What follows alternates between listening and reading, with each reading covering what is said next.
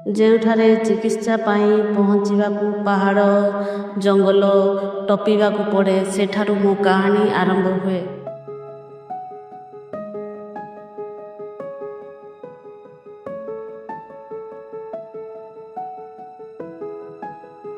ମୁଁ ଓଡ଼ିଶାର କନ୍ଧମାଳ ଜିଲ୍ଲାରୁ। ଗତ କିଛି ବର୍ଷ ଧରି ମୁଁ ଆଦିବାସୀ ଦଳିତ ପରିବାର ସହ ସ୍ୱାସ୍ଥ୍ୟ ପୋଷଣ ଅଧିକାର ବିଷୟରେ କାମ କରୁଛି।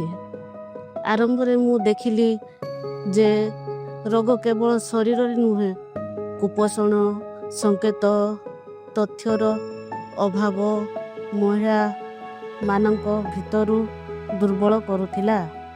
ସେଥିପାଇଁ ଆମେ ଗାଁ ଗାଁ ଯାଇ ପୋଷଣ, ସ୍ୱଚ୍ଛତା, ମାତୃ ସ୍ୱାସ୍ଥ୍ୟ ଉପରେ କାମ ଆରମ୍ଭ କଲୁ ଓ ମହିଳାମାନଙ୍କୁ ସରକାରୀ ଯୋଜନା ଯୋଡ଼ିବାକୁ ପ୍ରୟାସ କଲୁ।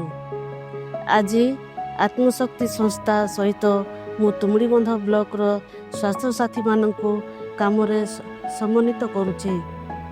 ଦିନକୁ 2-3 ଗାଁକୁ ଯାଇ ହେଲ୍ଥ କିଟ୍ ମାଧ୍ୟମରେ ଆବଶ୍ୟକ ଔଷଧ ଘର ଘର ପହଞ୍ଚାଇ, ଯାହା ଲୋକମାନଙ୍କ ପ୍ରାଥମିକ ଚିକିତ୍ସା ସ୍ୱାସ୍ଥ୍ୟ କେନ୍ଦ୍ର ପର୍ଯ୍ୟନ୍ତ ଅନେକ କିଲୋମିଟର ଚାଲିବାକୁ ନ ପଡ଼େ।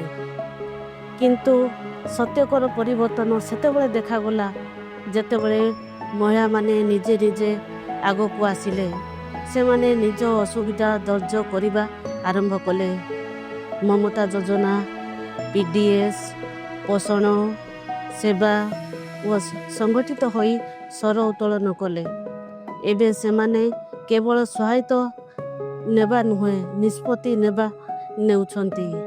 ଏହି ପାହାଡ଼ ଓ ଜଙ୍ଗଲ ମଧ୍ୟରେ ମୁଁ ଶିଖିଛି, ଯେତେବେଳେ ପଥ କଠିନ ହୁଏ, ସମୁଦାୟ ହିଁ ସେତୁ ହୁଏ। ଏବେ ସେହି ସେତୁ ମହିଳାମାନେ ନିଜେ ତିଆରି କରୁଛନ୍ତି।